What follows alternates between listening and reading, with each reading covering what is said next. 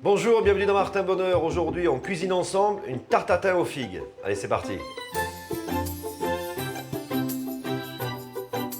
Pour réaliser notre recette, nous avons besoin ici figues, citron, sucre cassonade, figues séchées, beurre, cannelle et anis étoilé. La technique pour faire une tatin est souvent la même. On prend un sucre, on prend un plat dans lequel on fait directement le caramel. Regardez ces belles figues, c'est merveilleux, c'est la saison des figues, donc il faut les utiliser. Donc on va utiliser des figues, on va renforcer encore le côté de la figue avec de la figue séchée. Couper les figues en deux.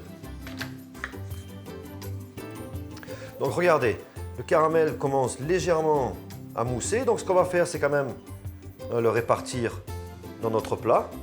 Et là, qu'est-ce qu'on va faire maintenant? On va mettre nos figues, regardez, et on n'hésite pas à en mettre. Alors ici, on va venir gratter un petit peu de cannelle et un petit peu d'anis étoilé. On va se rajouter quelques zestes de citron jaune. Et alors, les figues séchées. Et on va venir faire comme ça des petites pépites, des éclats qu'on va venir glisser en fait, regardez, entre les espaces libres.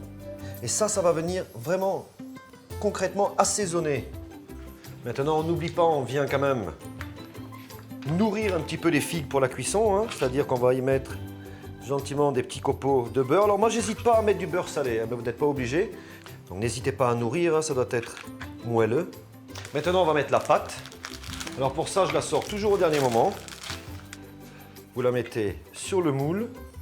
Et là, regardez ce que vous faites. Vous venez replier votre pâte. Et alors là, vous poussez pour rentrer les fruits vers l'extérieur et surtout pour faire descendre votre bordure de pâte. 35 minutes de cuisson, four à 180 degrés et on vérifie le résultat quand ça sort. Donc une assiette sur le dessus. On prend un essuie, on attrape bien les bords du plat et un petit peu, et hop, ça c'est juste pour créer un petit vide d'air. Et alors on va tenter de voir si notre tatin est réussi. Voilà, superbe. On voit qu'il a été comblé par les petites figues ici, regardez, elles se sont bien imprégnées du caramel, elles se sont imprégnées du jus de figue fraîche. Donc on a vraiment au niveau du nez maintenant une parfaite osmose entre la figue fraîche et la figue séchée. Alors pour la dégustation, c'est facile, crème chantilly, 2 très belles quenelles de glace vanille, vous attendez que ce soit un petit peu tiède, vous mettez tout le monde autour de la table et vous vous régalez entre amis.